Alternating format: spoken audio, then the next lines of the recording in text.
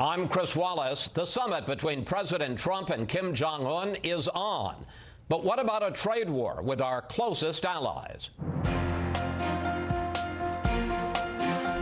I think the relationship we have right now with North Korea is as good as it's been in a long time. This hour, we'll discuss what to expect from the Singapore summit and the pushback from Canada, Mexico, and Europe to the president's tariffs on imports of steel and aluminum. Let me be clear. These tariffs are totally unacceptable. We have to believe that at some point, common sense will prevail. A live interview with Larry Kudlow, the top White House economic advisor, only on Fox News Sunday. Then, will President Trump sit for an interview with a special counsel? I'm not going to let my client testify, the President of the United States, even if he wants to, without those documents being produced. We'll talk with Corey Lewandowski, Mr. Trump's first campaign manager and still a close advisor. Plus, comments from Roseanne Barr and Samantha Bee both spark outrage, but very different results. We'll ask our Sunday panel, is there a double standard? And our Power Players of the Week. Share some words of wisdom for the class of 2018. All right now on Fox News Sunday. And hello again from Fox News in Washington. We begin with breaking news. The New York Times is the first to report a story that President Trump's legal team sent a memo to special counsel Robert Mueller in January asserting broad presidential powers. In the memo, the lawyers argue the president cannot be compelled to testify and cannot obstruct justice because he has authority over all federal investigations. And new lead lawyer Rudy Giuliani tells ABC News, if Mueller tries to subpoena us, we're going to court. Joining us now from Manchester, New Hampshire, President Trump's first campaign manager and current advisor, Corey Lewandowski. Corey, is that the president's view, that he cannot be compelled to testify and that he cannot, as the president, obstruct justice?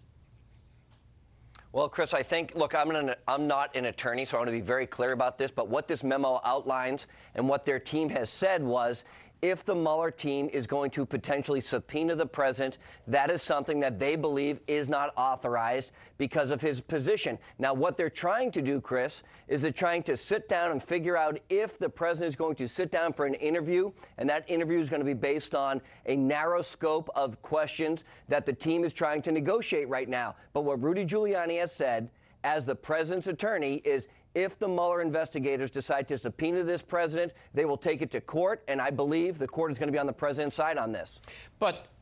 And this specific issue has never been adjudicated, but there is a long history of the courts ordering presidents to do something and presidents agreeing to do it. A subpoena is a court order. Thomas Jefferson had to bow to a court order. Richard Nixon had to bow to the Supreme Court in releasing the Watergate tapes. Bill Clinton had to bow to the Supreme Court when it came to testifying in the Paula Jones civil suit. Well, that's exactly right. But you have to remember, look, the Giuliani legal team is trying to negotiate with the Mueller team to decide if it is the right thing to sit down and have this interview. And if so, they want to understand what the scope of the questions are. So there's the potential to avoid a subpoena entirely if the teams can work together and it is determined that the questions that will be asked will be relevant to an investigation to prove once and for all there was no collusion. And it sounds like what Giuliani and his team are saying is, you don't need to go to the subpoena route, but if you do, we will fight it in court. The president's been very clear. He's offered to sit down with the Mueller investigators, but he has said, and the Giuliani team has said this, they want to understand what the scope of questions are going to be before they sit down and do that. I want to just try to narrow this down a little bit. Giuliani says if Mueller gets a subpoena, which is a court order, Giuliani and the president's legal team are going to go to court. What if the court says, no, Mr. President, you're wrong? Is the president prepared, under his understanding of his powers in the executive branch, is he prepared to defy a court order? Look, I don't think so, and I haven't spoken to the president about it. That's a question for his legal team. But I think the president clearly respects the rule of law in the country. There's no question about that. But what they're doing is, Chris, there is a way to avoid all of this. There's a way to avoid a potential constitutional issue on this, which is working with Mayor Giuliani and his legal team and the Mueller investigators, if they can come up to a resolution which is going to ask the president to sit down and have a conversation, which is limited in scope, present the interrogatories, then the team will decide if the president's willing to do this. But, Chris, at the end of the day, what they can write a report to Congress and to the Justice Department and show that there was no collusion between the president and the Russians, and that's where we are. So if the president is asked to sit down and discuss this, he is going to say exactly that, because I know it to be true, you know it to be true, and the American people know there was no collusion between the Trump campaign and the Russians. I want to talk about another part of the memo, and we again should point out this was a memo that was written by the president's former legal team in January, including John Dowd, was sent to Mueller. Rudy Giuliani was not part of that, but as the president's lead lawyer, he is embracing that January memo. And another part of it basically says the president has the ability to pardon anybody he wants. I want to look back at that because the president has been busy with his pardoning this week. He pardoned Dinesh D'Souza, a conservative author, this week, going around the normal process of going to the Justice Department, the Office of Pardon Attorney. He did it unilaterally. He says he may pardon Martha Stewart. He may pardon former Illinois Governor Rod Blagojevich. The top Democrat on the House Intelligence Committee said even before this latest round of pardons that he saw a pattern. Here he is. I think the president is sending a message, basically, I will use the pardon power to pardon people even that have been convicted of leaking or obstruction of justice. If you're with me, I have your back. And longtime Trump advisor Roger Stone said this: it has to be a signal to Mike Flynn and Paul Manafort and even Robert Mueller. Indict people for crimes that don't pertain to Russian collusion, and that is what could happen. So, are you saying, is the president saying, is Rudy Giuliani saying he can pardon anybody he wants, including people that are swept up in the special counsel's investigation? Well, Chris, the Constitution is very clear, and the power of the president, as defined by the Constitution, allows him to pardon anybody he wants for federal crimes. And no one is talking about the pardon of the heavyweight boxing champion, Jack Johnson, that he pardoned. It was something that the Obama administration had the opportunity to do, and others, but chose not to. And so people want to make this a political issue. The pardoning of Dinesh D'Souza was a one-off. But this president has pardoned, I think, 0.7% of the applicants in front of him, which is a far lower number than any previous president at this point. And so, look, is he going to pardon the Mark Riches of the world like the Clintons did? Of course not, right? Those are personal friends of the president back then who had crimes committed against our government that were convicted, and they were pardoned for political expediency. If he were to pardon, and I emphasize, if he were to pardon Michael Flynn or Paul Manafort, people that could conceivably give evidence against him, that's a lot worse than Mark Rich. Yeah, but Chris, there's absolutely no evidence whatsoever that the president has ever discussed having a pardon for Mike Flynn or Paul Manafort or anybody else for that matter. And with all due respect to Roger Stone, I don't think he has any idea what he's talking about. This is not a sign. Look, I don't know of the president's relationship with Dinesh D'Souza. I don't know. I had never met Dinesh D'Souza, so I don't think it was a strong relationship between the president and him. But he looked at that particular case, saw an injustice that was done, which, by the way, Chris, was selective enforcement by the previous administration for a campaign finance violation, the same exact finance violation that I think Roseanne Barr has admitted to, giving too much money to candidates, and we haven't seen a prosecution of her for that. And so the president pardoned Dinesh D'Souza on a one-off opportunity. But never, ever, ever has this president said, to the best of my knowledge, he's even thinking about a pardon for Mike Flynn or Paul Manafort or anybody else associated with it. But you are saying that he could do it if he wanted to. Well, yeah, of course, under the Constitution, he has the legal authority to pardon anybody. That's the power that lies strictly with the President of the United States, no question. All right, I want to go to a couple of other subjects. Let's turn to Spygate, the allegation by you and others, and of course by President Trump, that the FBI inserted a spy into the campaign. Here's what President Trump said, and also what Republican Congressman Trey Gowdy said after he got a classified briefing from the Justice Department and the FBI. Well, how do you like the fact they had people infiltrating our campaign, Can you imagine? I am even more convinced that the FBI did exactly what my fellow citizens would want them to do when they got the information they got, and that it has nothing to do with Donald Trump. Corey, that's Trey Gowdy. He's a conservative Republican. He led the Benghazi investigation, and he is undercutting what the president and, frankly, people like you talk about when you discuss Spygate. Well, Chris, I'm very concerned. What we don't know unequivocally is, did the FBI take an informant and put them inside the campaign? Because I can tell you, I never spoke to anyone from the FBI as the campaign manager for 18 months of that campaign. Never did they notify me of their concerns about potential Russian meddling. Never did they notify me or anybody else while I was there of a potential spy entering the campaign. Never did they notify anybody that I'm aware of that they had those concerns. And what is more disturbing to me is there was only one campaign that was involved in the general election that took $5 million, went out and hired a former spy to go create a false dossier to spy on American citizens, and that was the Clinton campaign. And it doesn't sound like they were so concerned that they put a spy into that campaign. So this looks like potentially selective enforcement if this took place. And if it did take place, Chris, there had better be accountability for sending a spy. Now, Clapper says that's not the term we use anymore, and Brennan says we don't use the term spy. You call it what you want. When you have a paid government informant who made a lot of money trying to solicit information from a presidential campaign without notifying that campaign, that's called spying. All right, one last question I want to get to, because you have joined Vice President Pence's Political Action Committee involved in raising money and supporting Republican candidates in the midterms. Here's some of what President Trump has been saying about Democrats on the campaign trail. Remember the term? Chuck and Nancy. They don't want the wall. They want open borders. They're more interested in taking care of criminals than they are in taking care of you. We are going to protect your Second Amendment. You won't have a Second Amendment if the Democrats take over. And the president called Nancy Pelosi the MS-13 lover, of course, referring to the terrible, violent gang. I got 30 seconds for you. Any of that, do you believe, over the line for President Trump?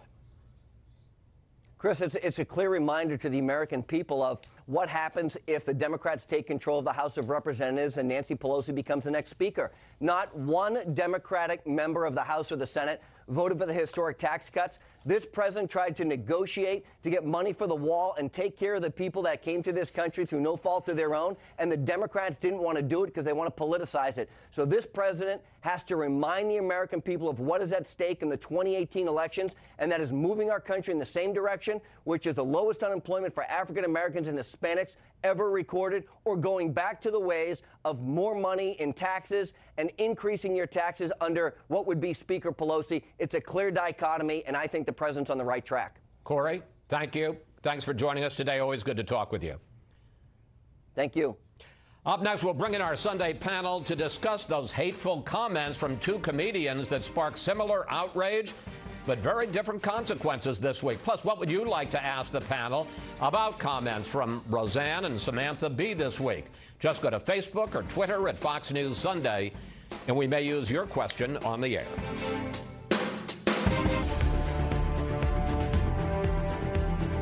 Let me just say, one mother to another, do something about your dad's immigration practices, you feckless. He listens to you. Put on something tight and low cut and tell your father to stop it. Well, Samantha Bee's vile comment about Ivanka Trump that sparked outrage, this coming just one day after Roseanne Barr tweeted a racist remark about former Obama advisor Valerie Jarrett.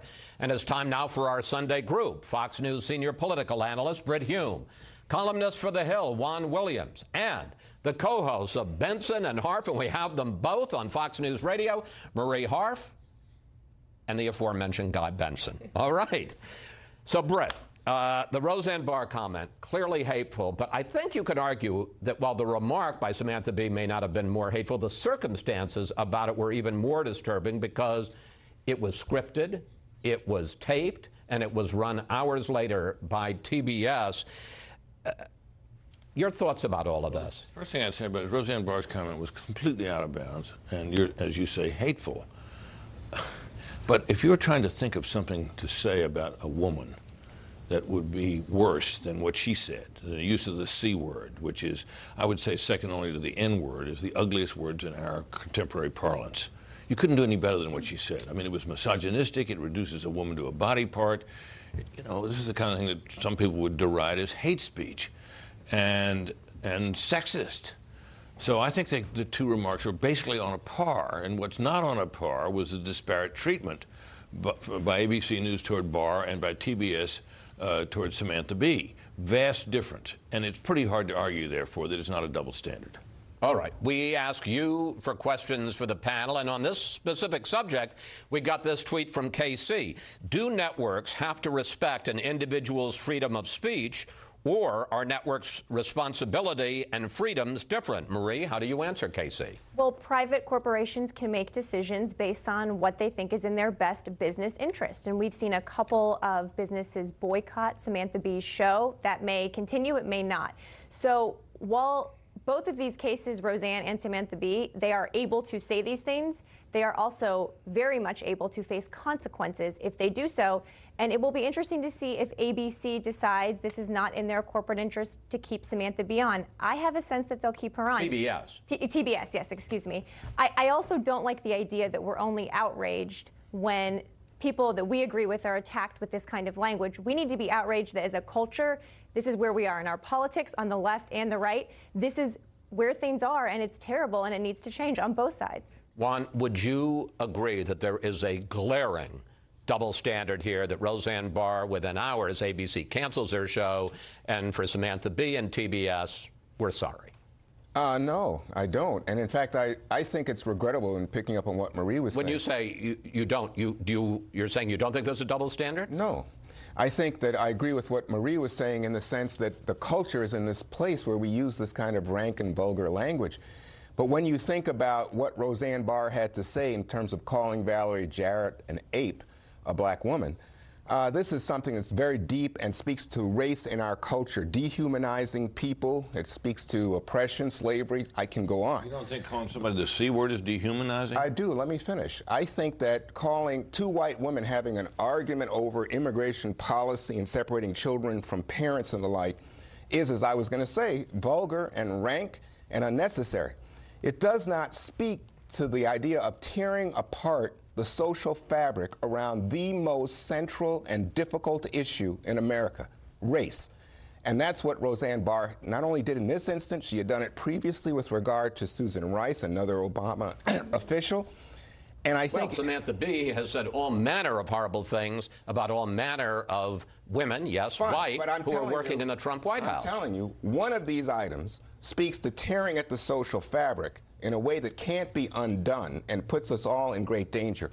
And therefore, it's not about team sport in terms of, oh, I'm a Trump supporter and I will therefore support Roseanne Barr, or I'm an Obama supporter and I therefore, support Samantha Bee. That's really juvenile compared to the seriousness of what's taking place. You think about the NFL players, you think about Charlottesville, I could go on, and you understand that they're playing here let me bring in Guy. to separating us as a society. Look, I think that you can defend what ABC did with Roseanne Barr, and I'm not calling for Samantha Bee to be fired by TBS, but I am wondering, will there be any consequences for Samantha Bee, aside from a few advertisers temporarily suspending their support for the program? TBS, the only thing they've said publicly about this is applauding Samantha Bee for apologizing for something that she shouldn't have said. And while Roseanne Barr, her tweet was totally unacceptable and racist, it was a tweet in the middle of the night. That is a different context than Samantha Bee's rant, which was scripted. It was in a teleprompter. It was a comment that was clearly premeditated and made it through multiple layers on a pre-taped show. And then was taped production hours later. All right, guys, wait. I want to move to one other subject here, and that is the Russia investigation, because we do have this news of the president's legal team back in January sending this memo. Britt, you and I have covered a lot of scandals, and they're taking a very forward-leaning position on the presidential powers when it comes to obstruction of justice, when it comes to having to sit down and answer to a subpoena, when it comes to pardoning meeting. Your thoughts about it? Well, I think on the question of obstruction of justice, that the memo may well be legally sound in the sense that the president does have broad powers over the actions of the executive branch, of which the Justice Department, and thus the special counsel, is most certainly a part. So that the question whether he could be charged with that, I think, is one thing. The question whether he would have to answer process, that is to say, respond to a subpoena, I think is another. We do know that the Supreme Court has ruled that Richard Nixon had to produce material evidence, and which he ultimately did. Whether that would extend to sitting for an interview or being called before a grand jury has never been fully adjudicated, but I think the president may be on not as strong ground there. His legal team may be not as on strong ground there arguing that. Marie. The letter also opens some very interesting questions up about the Trump team's relationship to the truth. The letter made clear that Donald Trump himself dictated the statement that was given to press about Donald Trump Jr.'s meeting with Russian agents. This happened months ago, but you have Jay Sekulow, one of Trump's attorneys, and Sarah Sanders publicly on the record saying the exact opposite. So by trying to put forward a legal case, the Trump team has opened themselves up to more questions about whether they're telling the truth on Russia, and that's a problem. All right, panel, we'll have to take a break here. We'll see you a little later. When we come back, the latest on the Singapore summit, as well as the effort to avoid a trade war with China and our closest allies. Larry Kudlow, the president's top economic advisor, joins us next.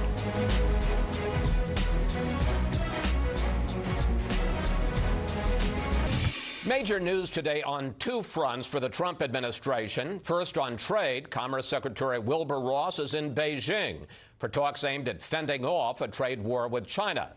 And U.S. allies, slapped with new tariffs on steel and aluminum, vowed to retaliate. And second, preparations are ramping up for the Trump-Kim summit, now set for June 12th in Singapore. Correspondent Kevin Corke is live at the White House with the latest on both. Kevin.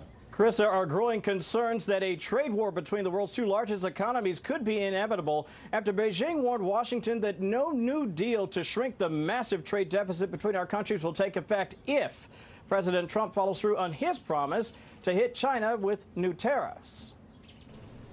Commerce Secretary Wilbur Ross traveled to Beijing with two goals in mind: trim the U.S.'s massive $375 billion trade deficit with China by $100 billion, and stave off a potentially explosive trade war.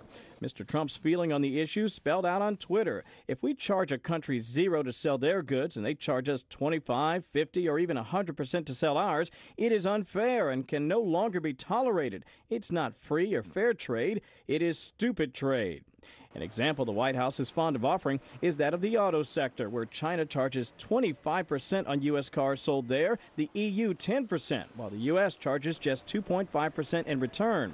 The Trump administration's already hit Canada, Mexico, and the EU with 25% tariffs on steel and 10% on aluminum, saying it's in the interest of national security, a notion that left our neighbors to the north gobsmacked.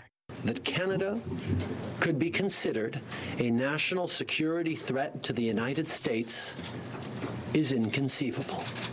All against the backdrop of a week dominated by news on North Korea, as a North Korean official hand-delivered a letter to the president from Kim Jong-un, setting the stage for the June 12th meeting in Singapore, where today Defense Secretary Jim Mattis warned the North will get no sanctions relief until it's demonstrated verifiable and irreversible steps to denuclearization.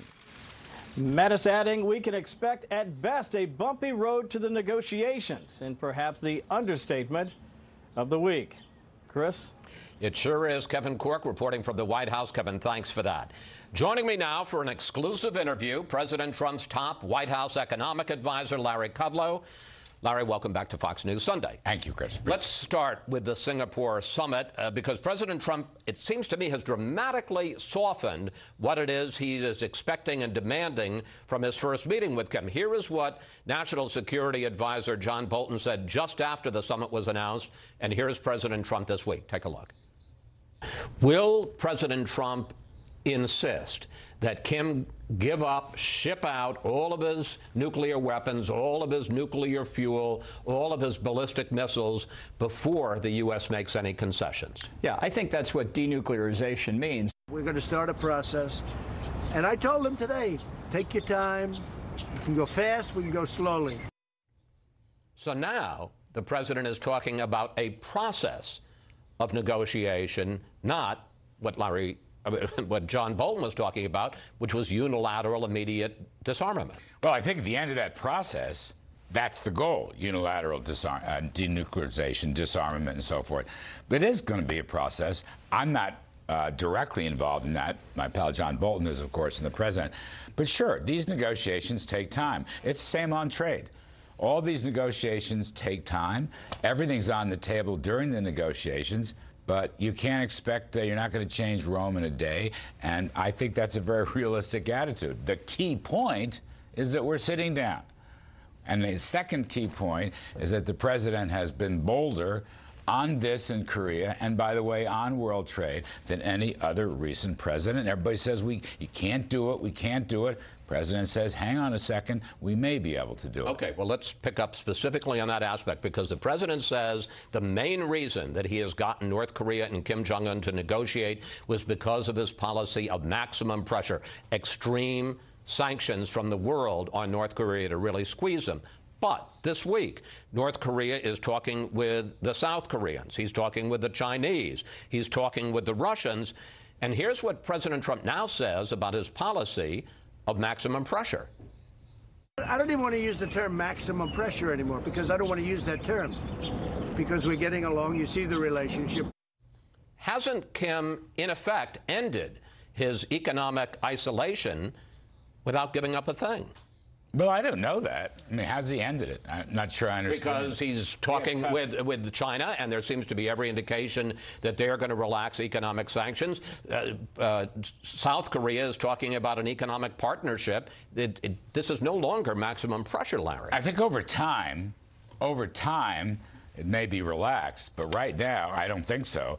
I think the sanctions are in place, are very tough, very strong.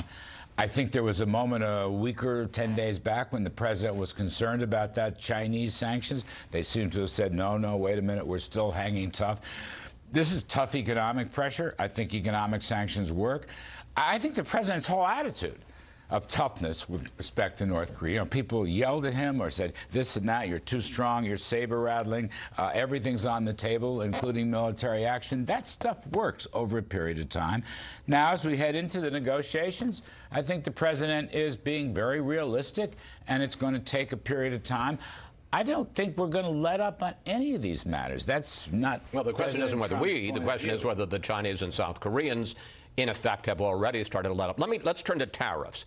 And the president's decision this week to go ahead and impose tariffs on metal imports from some of our closest allies, Canada, Mexico, the European Union. You dismissed it this week as, your words, a family quarrel. But Canada's Prime Minister, Justin Trudeau, said that it is a, quote, turning point in relations. And he went on to say this. These tariffs are an affront to the long-standing security partnership between Canada and the United States, and in particular, an affront to the thousands of Canadians who have fought and died alongside their American brothers in arms. Sounds like a lot more than a family quarrel. I don't think our tariffs are anything to do with our friendship and our long-standing alliance with Canada. But we're imposing the tariff because of national security reasons. Correct. And so the implication is that somehow we can't trust Canada as a reliable national security partner when it comes to supplying steel and aluminum. Well, I don't think we're satisfied yet that they will protect or uphold all the shipments of steel coming into Canada from around the world. Could be China, could be Brazil, could be a lot of different places. This transshipping effort is something that has been troubling to us. Look, the president has declared our steel industry a national security matter, and he hopes through these actions to rebuild it. There's some early signs that that may be possible. But look, in the communique, in the announcement from the White House, it said very clearly that we still welcomed good faith negotiations, and that's why I regard this as more of a family quarrel. This is a trade dispute, if you will. It can be solved if people work together. But, Chris, I must say this. This president from day one wants to reform the world trading system. It is not working. And there is so much unfair trading and illegal trading practices. There is virtually no reciprocity here. Tariff rates are not equal. Non-tariff barriers are not equal. The World Trade Organization, which sets these rules, has been totally ineffectual. It has, in some cases, damaged the American economy, damaged American workers in manufacturing and other businesses. So the president stepped up to the plate here. And as somebody who is a free trader, I got to say, if you don't have a level playing field, you can't operate free trade. But you're making it sound like this is the beginning or the midway point in negotiations. In fact, it represents something of a breakdown. Let me put the timeline up on the screen. President Trump first threatened to impose these tariffs on March 1st. This week's action comes after more than a month of negotiation. The EU is now imposing tariffs on $3 billion of U.S. goods, Canada on $13 billion of U.S. imports. And for all the talk of protecting American jobs, the United Steelworkers Union opposes putting tariffs on Canada, saying that their metal exports to the U.S. are, quote, fairly traded. This isn't the beginning of a family squabble. The family is broken up and has gone into separate rooms. I don't know. Sometimes that happens. Sometimes families have disputes. Again, good faith negotiations were part of our announcement the other day. But listen, this comes at the end of a month of good faith. I just want to say the American economy is booming right now. We're going to get to that. That has to be part of the discussion here with respect to trade. And confidence is also booming. So that has to be part of the discussion. Look, these matters can be solved. No one said they can't. Whether they will be, I don't know. But again, the president's vision here, and it's very important, he's a trade reformer. And at the end of the day, he would love to see free trade, but these barriers have to be swept away. Unfair trading practices, illegal trading practices, places like China, which are absolutely impossible. We send more steel to Canada than they send to us. Well, it's about, look, they buy our steel, we buy their steel. I agree with that, okay? But we're not satisfied yet that all the loopholes have been closed, and there are other issues with respect to Canadian-U.S. trade discussions, other very difficult issues. The president himself has raised the issue of intellectual property and dairy and farming and agriculture, which is very important to our farm folks. So it may be worked out. These tariffs may go on for a while, or they may not. I don't want many predictions today on the program. I'm just saying, let's talk it through. But to say that this is an attack on Canada is not right. But to say that we're going to protect I didn't say it was an attack on Canada. Right. That was what Justin Trudeau, the Prime Minister, said. Mr. Trudeau, I think he's overreacting. I don't want to get in the middle of that. As a fine friend and ally of the United States, nobody denies that. But the point is, we have to protect ourselves. Okay. We must protect ourselves. You say we need to protect ourselves. Yes. You were a TV analyst when the idea of tariffs on Canada first came up. Here's what you said. We're already hanging by a toenail on NAFTA. If we have to walk out of NAFTA or those negotiations totally break down, then this steel thing turns in from a minor irritance to a major calamity for our economy and our stock market. Mr. Kudlow, that's where we are now. The NAFTA talks have broken down. The steel tariffs are on. To quote Larry Kudlow from just a couple of months ago, a major calamity for our economy and our markets. Well, I hope it works out. By the by, what do you mean? That's pretty cavalier. The NAFTA talks haven't broken down. We're still having those conversations, and we're still having the steel talks with Canada. As I said, take a look at the communique the White House put out, or the statement. Good faith negotiations are welcome, and we hope to continue there. So I don't think things are broken down. I don't want to be cavalier about anything. These are very serious matters that could affect the economy. There's worries about that every place. So no, I don't want to deny that. But I do want to say this. If you cannot abide by the rules, see, that's the thing. In the world trade game, rule breaking is all over the place. That's why I think that the president is right. We have got to make reforms, and we have to stand up for U.S. interests as we go along. This is so, don't blame Trump. Blame China, blame Europe, blame NAFTA, blame those who don't want reciprocal trading, tariff rates, and protectionism, and the right. Trump is responding to several decades of trade abuses here, really. I want to get to something that I know you're going to want to talk about, which is the very solid jobs report on Friday. I want to put it up. 3.8% unemployment, the lowest rate since 1969. 3.6% for women, the lowest since 1953. 5.9% for black Americans. One, how long can this last? And two, sitting here right now, can you honestly say that the possibility of trade disputes / trade war couldn't jeopardize that? Oh, it might. I don't deny that. You have to keep an eye on it. It's very precious. It could jeopardize that. It's possible, absolutely. I don't think it has right now. You know, I think we're on the front end of what will turn out to be the best prosperity boom in several decades. The economy is clicking on all cylinders. As you noted, the jobs, the unemployment, business investment is growing everywhere. Money is being repatriated. Trillions of dollars are coming back home to the USA.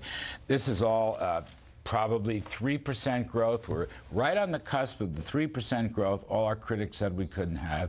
The Atlanta Fed and other private forecasters are now looking for 4% growth in the second quarter. I hope we get there. I would take another 3% growth.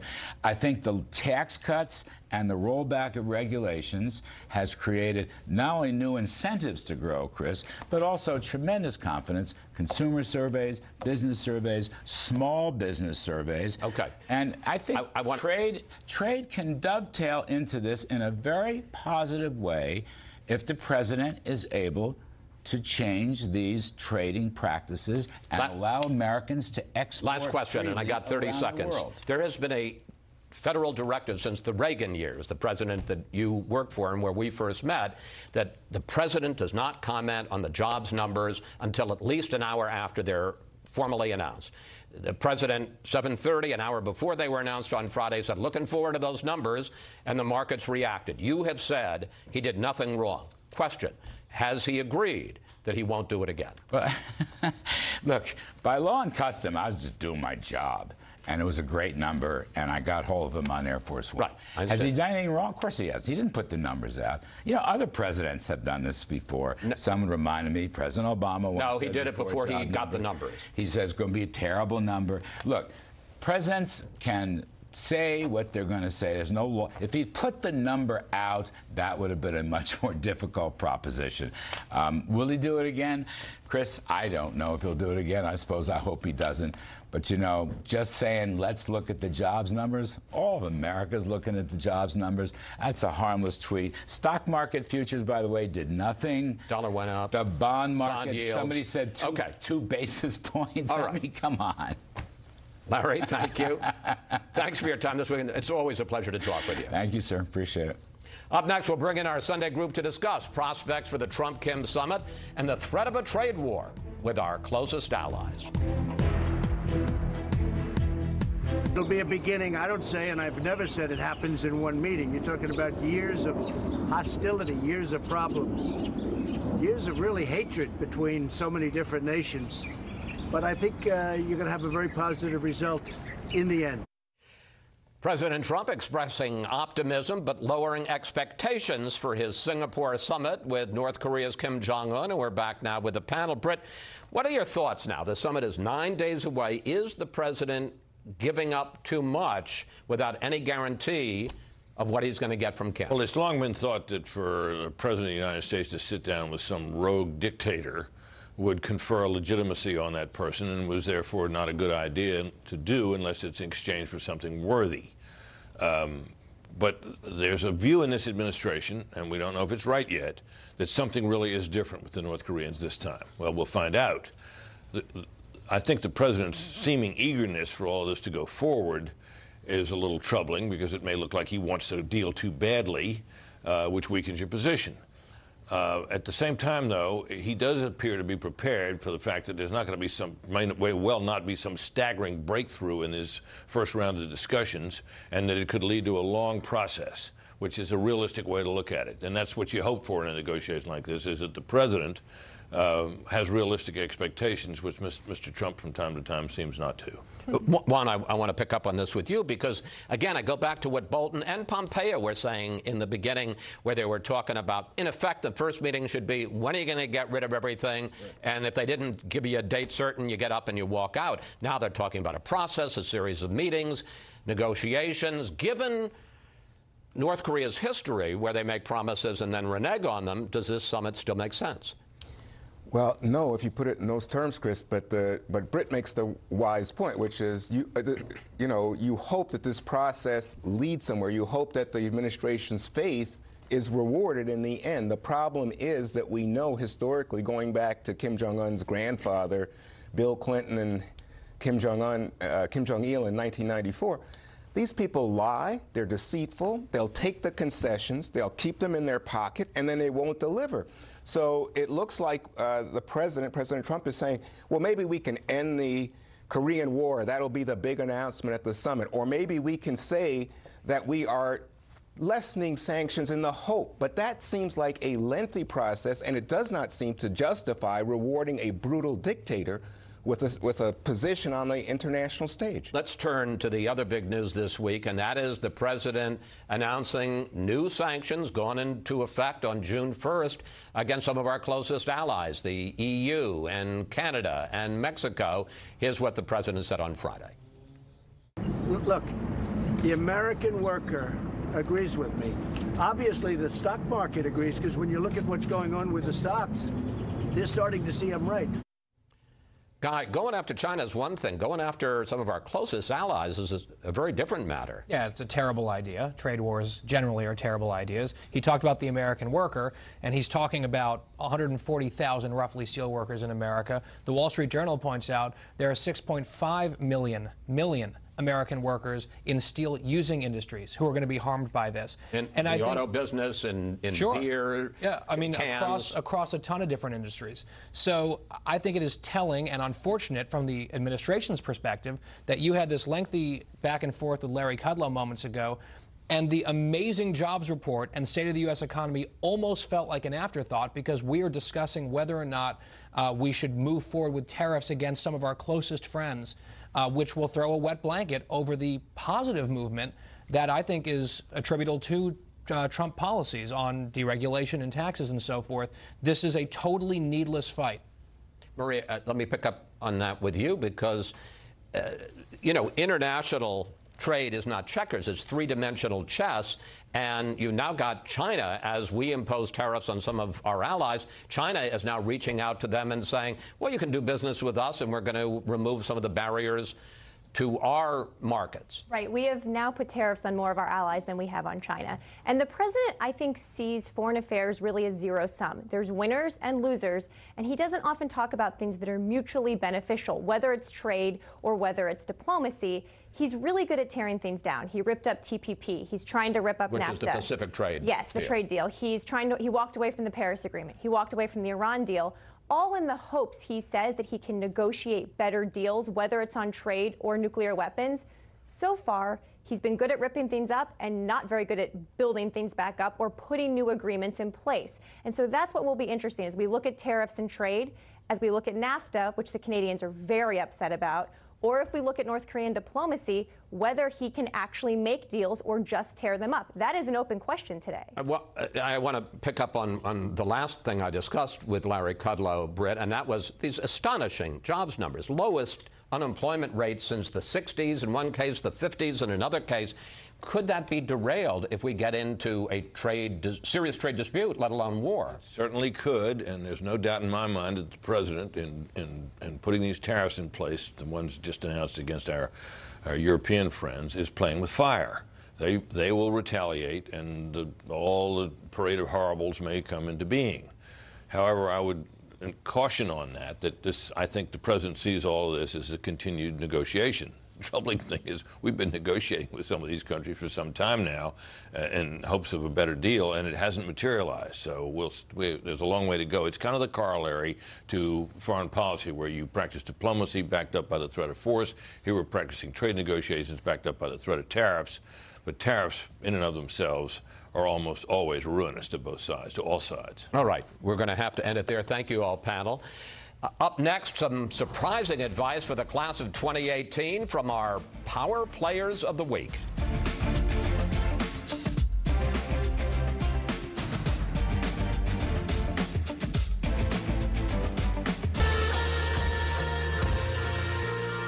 It's become an annual tradition here to sample some of the words of wisdom college graduates are getting at their commencements. This year, the speakers include world leaders, a tech giant, and some superheroes. And they're all our Power Players of the Week. We know that glory will be yours because you are winners, you are warriors, you are fighters, you are champions, and you will lead us only to victory. You can't stand in line at Starbucks, you can't go to a party, you can't go to any place without, everywhere you turn, people are talking about how bad things are, how terrible it is. And this is what I know. The problem is everybody is meeting hysteria with more hysteria. And then we just are all becoming hysterical, and it's getting worse. Don't just accept the world you inherit today. Don't just accept the status quo. No big challenge has ever been solved and no lasting improvement has ever been achieved unless people dare to try something different. I don't know what your future is, but if you're willing to take the harder way, the more complicated one, the one with more failures at first than successes, the one that has ultimately proven to have more meaning, more victory, more glory, then you will not regret it. We cannot revere anyone so much that we become afraid to reach their heights or grow past them. You do a disservice trying to live up to your ancestors. You have to outlive them.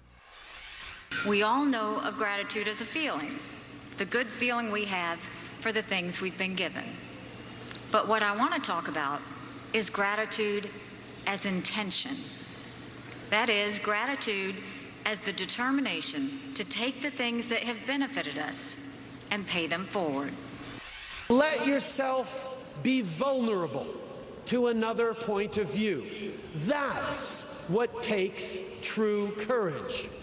To open yourself to another's convictions and risk being convinced, a little or a lot, of the validity of their perspective.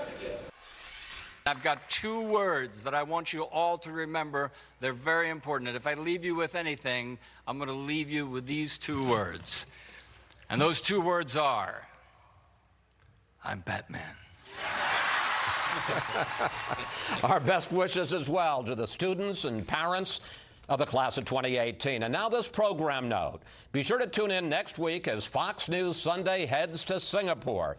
We'll kick off Fox News coverage from there ahead of the historic summit between President Trump and Kim Jong-un. The latest developments from Singapore just before the leaders of the U.S. and North Korea meet for the first time. And that's it for today. Have a great week, and we'll see you next Fox News Sunday.